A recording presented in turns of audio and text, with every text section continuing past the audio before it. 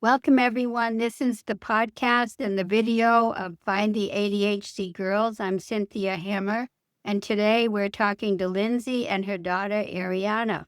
Lindsey has ADHD and she's involved in advocacy. You're also a school teacher, is that right? Yep. And Arianna is 12 years old. She likes gymnastics, she's studying Spanish, and she likes helping others. So, Lindsey, what were the early signs? What were the teachers' reactions? And how did your own ADHD maybe clue you in that Arianna also had ADHD? Well, Arianna was really lucky because we got her diagnosis in kindergarten. She has the full ADHD. She's not inattentive. So it was easier to find.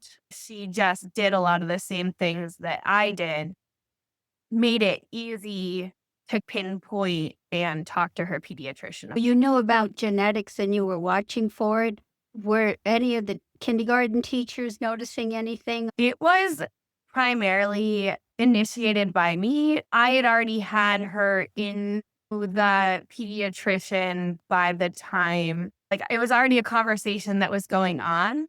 When I got diagnosed, my dad was a med student, so that played a huge part in my ability to get my diagnosis as a child also.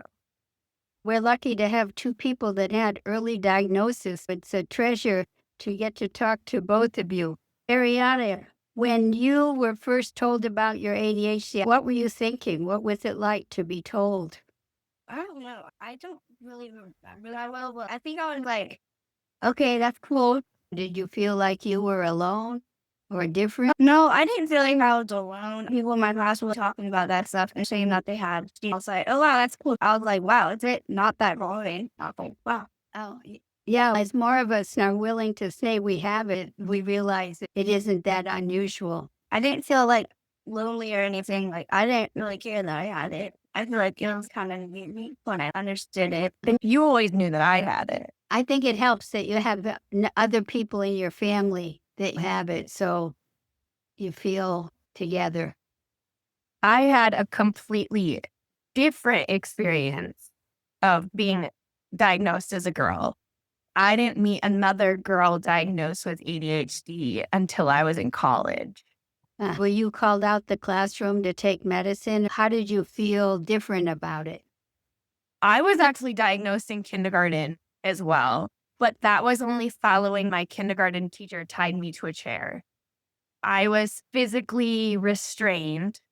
I got my ADHD diagnosis, but then I got my gifted identification, but then was not allowed to be in the program because I had a 504. That's one of the really terrible stigmas that still sticks around today. You're saying if you're smart, you can't have ADHD, and if you do well, you don't have ADHD. Do you think that's still being encountered in your daughter's school system? Absolutely. For Arianna, she's twice exceptional. They refused to give her accommodations for her Naglieri test, which is how you get labeled as superior cog. It's an IQ test. She took it the first time and scored in the 50th percentile because they wouldn't give her accommodation. The second time she took it with accommodation, she scored in the 99th percentile. Then I had to fight, though, for her to get her a spot in gifted. With my son, who is also twice exceptional, I'm just going to wait on the 504, have him get identified as gifted first. When he scored in the 99.4 percentile, they tried to block him from having a 504. If you're smart enough to do this, then you're smart enough to figure it out is just a constant bombardment in all of our lives with ADHD. The lack of understanding, I can process this information, but then don't have the ability to use executive functioning to make it the way that the neurotypical world wants it, is very real. That things aren't further along in the educational system. Twice exceptionality is something that is really important for parents and educators to understand. Arianna, do you ever feel any pressure to mask, to pretend you're different than you are? What do you mean by that? Acting different? But you don't think I have to be? Acting like you don't have it.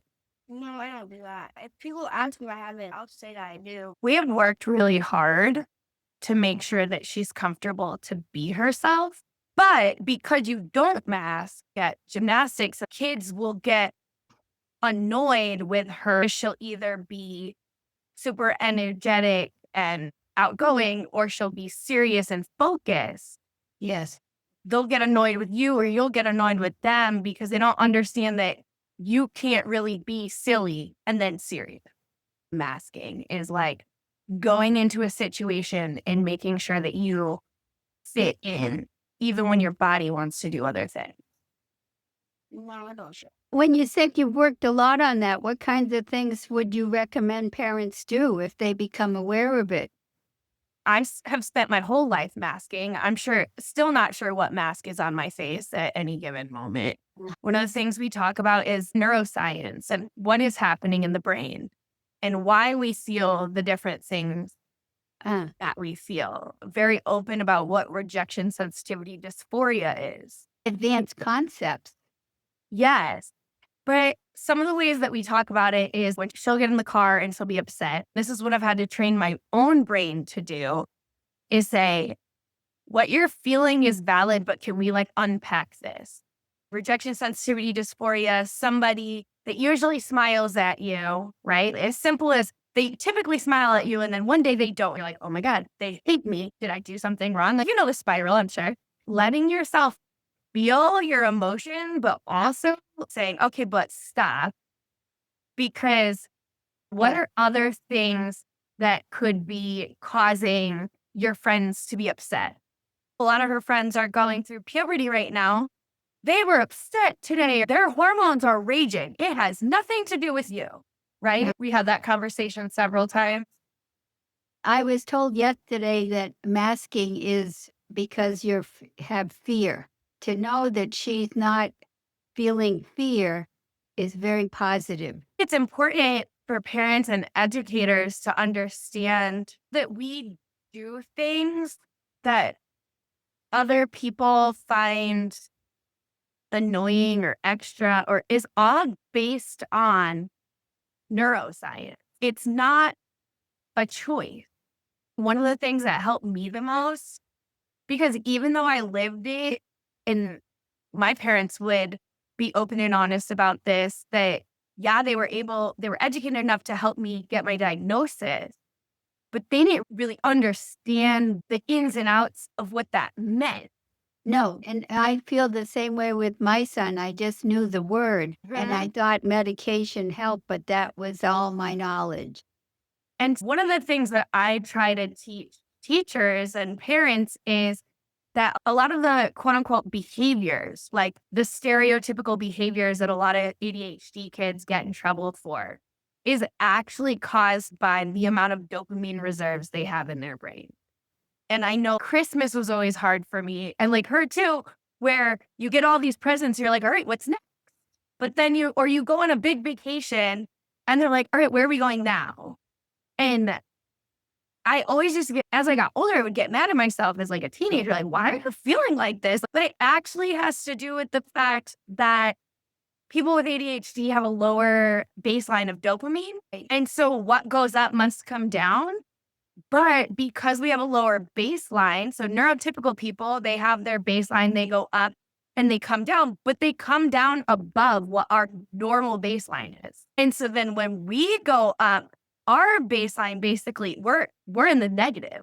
We don't have any dopamine left. And so when we do these exciting and amazing things, it's not that your ADHD child isn't grateful.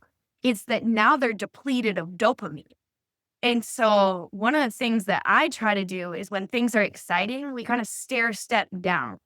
Maybe something that's just a little less exciting and a little less exciting. And then you can help bring your child back to their dopamine level without just going from 0 to 100. Arianna, do you understand what your mom's talking about? Yeah. And have you experienced that? Yeah. An example is on Christmas. She's like, here, open this gift first. And it'd be like a toy, right?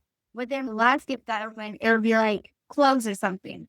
Usually my siblings are like that then. Because they open all the gifts and they're like, whoa. Yeah, you rush through it and you get a real high. But I'm like, look, I open this now and play with it. yeah, with my son, I had trouble keeping him away from opening them early.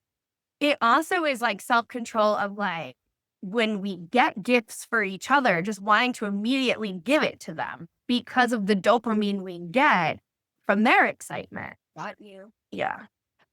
Very.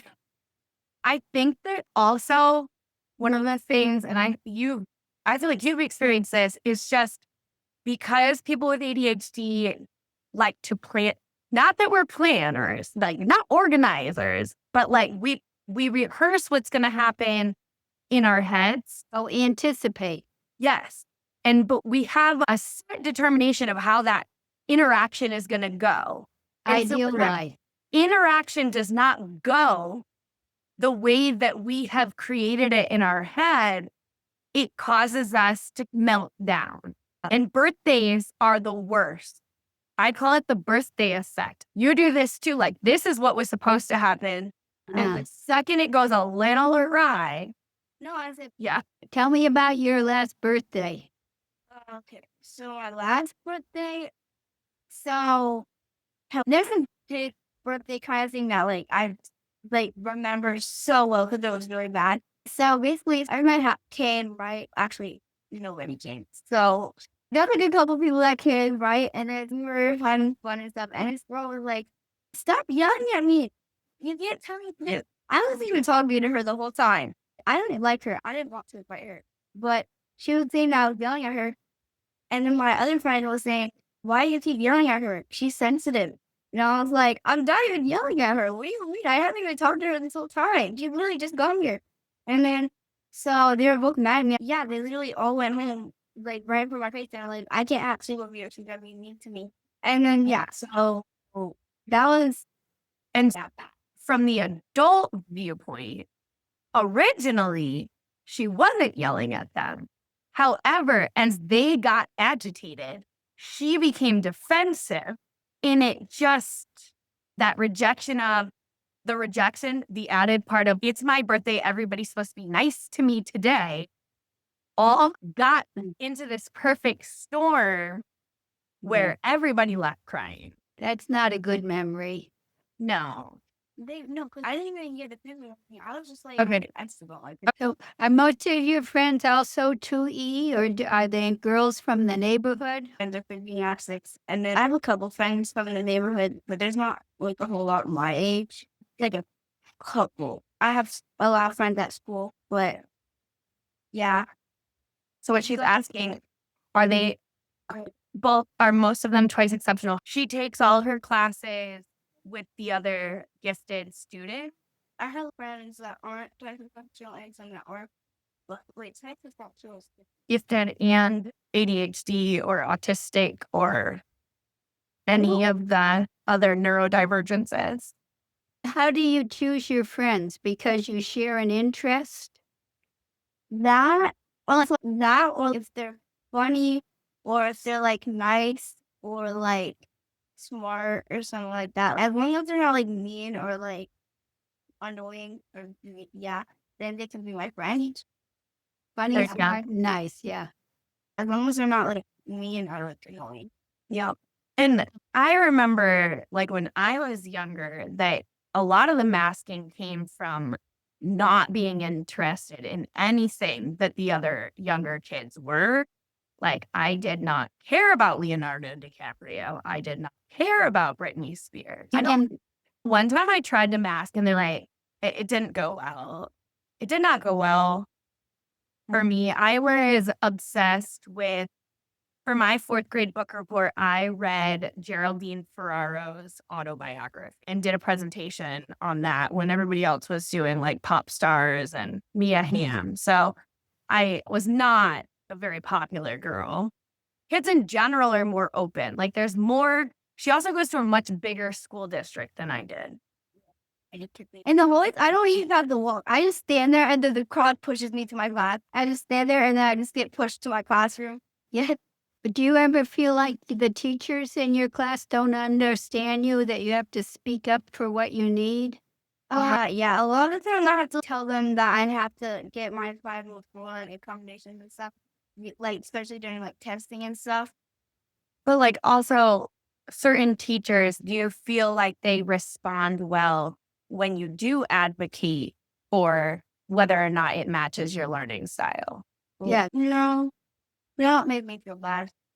She ever had to experience, like thinking back to childhood trauma, I think also just having a mom that knows the law and holding the school district to that. Yeah, Yes, that's but- what we've heard is parents really have to have a vital role. Yes. I think though that there's just so many people, parents and educators. A lot of the educators that I work with not trained in the law. They're also not trained in neurodivergent. I think that's one of the biggest issues is that there's no training in it. The average teacher does not understand anything about dopamine. They don't understand anything about sensory needs or rejection sensitivity dysphoria. So they don't know to let kids know that there is a trusted relationship regardless of corrections, which is vital for teaching kids with ADHD, letting them know I still adore you. However, what you've done is not appropriate. And we need to figure out what you were trying to get out of it so that we can find a different way to get. Do you have to count on your mom to calm you down, or do you have ways to calm yourself down? Sometimes it's nice when my mom reminds me about the rejection sensitivity stuff. But or she talks to you to put it in perspective? I don't know. I think it's usually after gymnastics when stuff like that happens. I don't think school, really, You don't get upset at school. so I don't think I feel to do anything. But if I do get upset in school, I just don't talk to them. Do you get upset at home? Because sometimes kids put themselves under a lot of pressure not to get upset at school, but then it's like a pressure cooker and they let it out when they get home. Or are you pretty calm all the time? It depends on the day. It depends on going around and what's happening around me. Uh-huh. If I'm around like a chill environment, then I'll be chill. But if it's like loud and annoying, like big environment, then I'll probably be like loud and stuff like that. So you have two ways of being. Yeah. And it's hard for other people to understand that she cannot be both of those at one time. Like I can't have a pizza party in one class and then have to go do a test in the same class. Ah, transitioning, changing from one thing to another. Yeah. I can't do that. And that I would say that also her not doing a lot of masking probably also comes from the fact that she was medicated so young. So she did not experience, like the average person with ADHD would live at 20,000, receives 20,000 additional negative comments before the age of 10. I think that because of being medicated so early on that she avoided that. Can you tell her about how sometimes if you don't take your medicine, how hard gymnastics is? Oh, you in gymnastics. Yeah. What's it feel like when you don't take your medicine at gymnastics? You don't know. It's hard to listen to the teacher. We just copy pasted a whole bunch of times. I did think that you might be interested in, with everything that's going on in the world, this story. But when I was right out of college, I worked for the ARC. Have you ever heard of Willowbrook? I don't even know what the ARC is. Oh, the ARC. American Red Cross? No, it's called just ARC now, the ARC. But back in when it came about, it was the Association for Retarded Children. Yes. They don't okay. use that anymore. But I did work for them for about a year. And in Staten Island, there was a institution called Willowbrook. I believe there is a documentary about it. Four of the people on my caseload were survivors of Willowbrook. And one of the women was literally diagnosed with ADHD at 6 and put into the institution and then remained a ward of the state the rest of her life because she never developed past that age of 6 from when she went in. But the fact that there's a reason why a lot of people did not, even if they were diagnosed with things, didn't talk about it, because they would end up in places like Willowbrook. They weren't allowed to go to school either at some points in history as well. I thought like it was in 1953 that they discovered Ritalin and how it helped. So I don't know how she could have been diagnosed before that. I don't know if the diagnosis came later on. Oh, But I think what happened was the symptoms that caused her to go in were that of ADHD. right. Willowbrook closed about a month before I was born. Yeah, but the thing I'm realizing is that ADHD runs a whole spectrum. Yeah. And some people have a more severe form of it, have maybe all 18 symptoms to a very severe degree, and others could have 5 symptoms that impact their lives. Neither of us can walk in a straight line without Ritalin. In the morning, she gets injured more times than I can count, walking into the wall or stubbing her toe. What's it like when you don't take your medicine? Great. It impacts how you handle your body. Yeah. And so if you went to gymnastics without the medicine, you wouldn't perform as well. I don't want to be able to perform at all. Yeah, that it would not be a viable choice for her without her Ritalin. And I think that a lot of people are scared of Ritalin or other ADHD drugs. But Ari went from struggling, because I guess she started Ritalin at the end of kindergarten. She went from struggling to read to reading.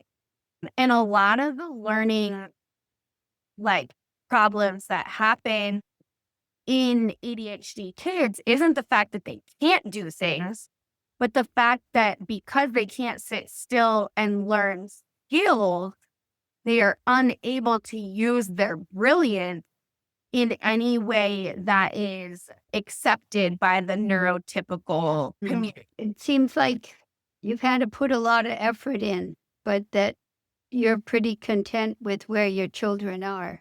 I think I'm not perfect by any stretch of the imagination. And I think that understanding why your children do some of the things they do, and also and I think this was the hardest part for my parents, was all of the unwelcome comments from the outside. Even when she was little, like it was like, oh, if she was my child, she would have never done that. What were you going to do? Spank the ADHD out of her? Like, and once I got past this idea that other people's opinions mattered when it came to who she was, I think it became a lot easier to parent. So you put your child's feelings above anything else. And it's not easy. Like, I am not saying that it was something easy, because the looks and the stares and the comments, And people make judgments without being well informed. right? I know what it feels to be the kid on the other side of it. Yes. And so I'm just proud of her for being able to have the knowledge to advocate for herself. What if you could tell teachers or parents things that you are glad people do for you that make things easier, what would you tell them? Like, in what way? In school, yeah. I feel like getting able to get the accommodations for everything, be able to go to a quiet place for testing, and having extra time to turn in my work a little bit longer Uh-huh. helps. And not having a countdown on tests too. I feel like that'd be more stressful. If I'm like, oh, I'm gonna get all this time and I'm just be rushing and that'd be bad. So You also have really benefited from teachers that allow you to sit near them, right? And Teachers that allow her to what? can you talk about how you use that to help you? and okay, so I can't focus or something, I'll go sit by the teacher and I Like body doubling, you Yes. get close, you get close and just feeling like she's there gets you to pay better attention. like she's watching me do my work, so I can't like doing. So I that's a technique that you've learned has helped you. Yeah. We call those Yes. Or when she has to clean her room, she'll call her grandma, and her grandma will be on the phone with her while she does it. nice. And I use that in my classroom with a lot of kids, whether they're diagnosed or not. They'll come sit next to me, and I don't even do anything. And then all of a sudden, I'm like, did I have like magic fairy dust that I sprinkled on you? Because the power of body doubling is way more beneficial than people realize. It's one of the really easy things to do for somebody with ADHD. Dr. Hallowell had dyslexia, and he tells a story about the first grade teacher putting her arm around him when he read. Yeah, there's just one of the things I do for some of my ADHD students is I create journals for them. And she has one too, where in the beginning of the journal are letters of all the reasons that I am glad that child's in my classroom. And then I'll get letters from other trusted adults, their parents, and put it in front of the journal. That way, when parents or teachers aren't in the headspace to say nice things in that moment, you still feel them, but maybe you Go read the letter I wrote last Right. week. you just kicked me in the shin because you had no control over your body. I still love you, but I can't say that right this moment. But go right. I still mean what that letter says. And it takes the pressure off the adult from having to like be the authenticity, even though when you're lying. Like, Arianna, let me tell you a few things we're doing in Find the ADHD Girls, and you can tell me if that's a good idea or not.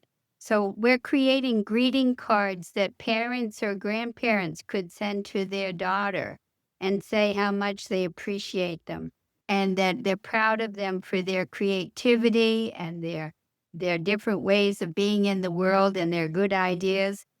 So we have a whole selection of greeting cards. I feel like it would make people feel good about themselves if they get it and stuff. Uh-huh. I feel like that would be a good thing.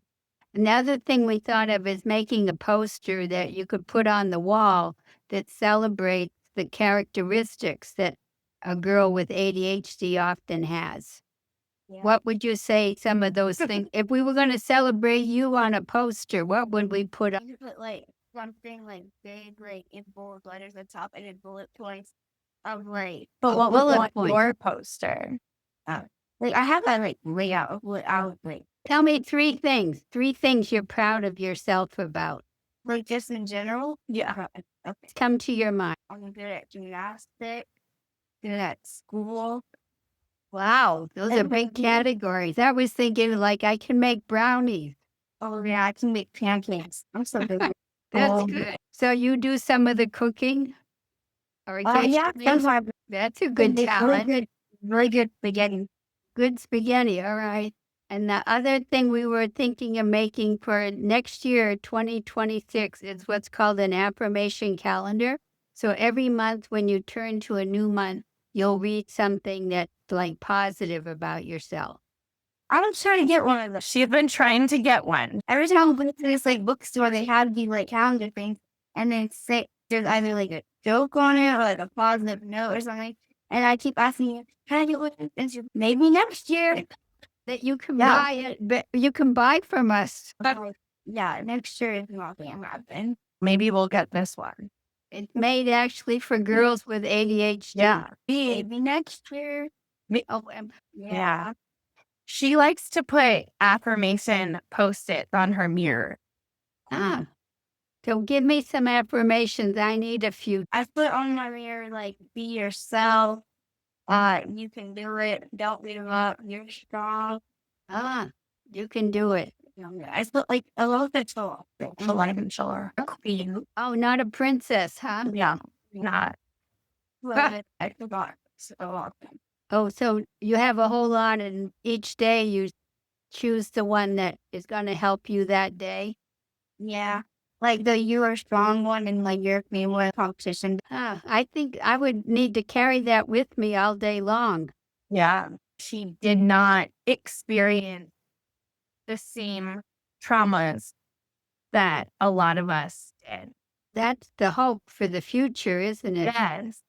The hope for the future. And you're creating it in your household, but now we need to get it spread out into the culture. Yeah. And I think I work with the National Education Association. I'm doing my justice project on increasing the amount of education that teachers receive around neurodivergent, because a lot of ADHD and autistic kids are so misunderstood. And if we could look past their differences, then we could see all of the amazing things that are hidden behind them. Yes. So anything that we can do to help, Ari loves to design things. We can have a greeting card that's made by a kid to give to another kid. I did that in my art class last year. Like this, we're all making cards. When you finish all your work, she would give you cards, great and divine and stuff. And yeah, you can use paint, markers, crayons, and Maybe you could do one about what ADHD characteristics make you proud. Or if you wanted to just do a card that a kid could send to their sister, or a kid could send to a friend. Yeah.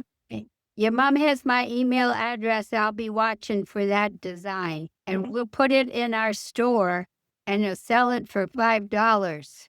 Help that they need. Yeah. That's pretty awesome. yeah. Yeah. I think I'm in to just to make it so that this is a thing of in the past that we don't have to talk about anymore. That's what I hoped our book would do eventually, that there'll be no women figuring it out late in life, that they grew up thriving and feeling content with themselves. And I think that making sure that educators and parents understand that not every person with ADHD is going to look like that stereotype. The Dennis the Menace, I guess, would be probably the poster child of stereotypical ADHD. Yeah. That not everybody looks like that. No, and it takes a while for all of that to get filtered out. And I think that it's going to take us standing up and doing the work, and adults seeing kids who can turn it into a superpower that still comes with a lot of baggage, not to take away from, even when it's well managed, the emotional and physical struggles that come with it. I think there's a lot more research coming out about how our physical health is different as well. Right. Puberty and all of those things look different for neurodivergent women. Yeah, we're still learning so much. Thank you, Lindsey. Thank you, Arianna. I wish we were doing more, but it takes time. Thank you. Goodbye.